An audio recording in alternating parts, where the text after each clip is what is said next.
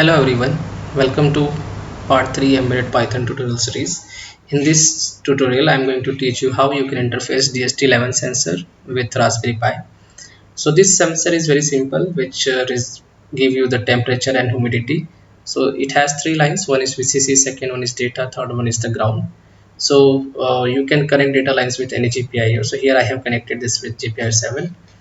But before using this library you need to install all these prerequisites, because without that you will not be able to execute the code. So let's understand. So if you are going to write the code and execute the code, you may get this issue. So for that, first we need to install the library. Let's clone it. You need to go into the directory, then you need to install the build dependencies.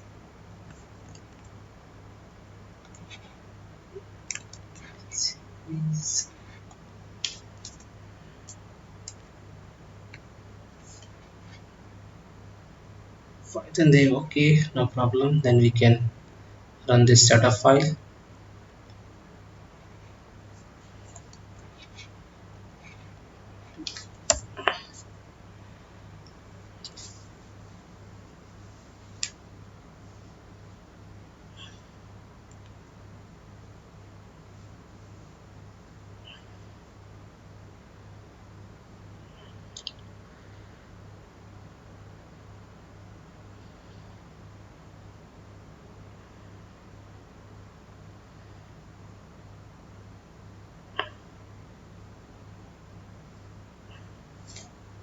Okay, let's run the code.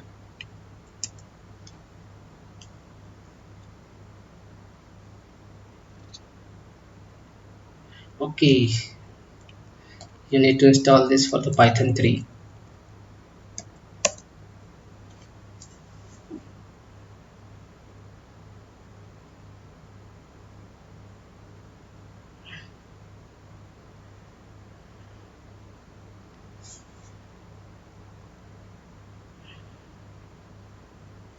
Okay, let's run this code. So you can see it's returning temperature and humidity. So let me open the code.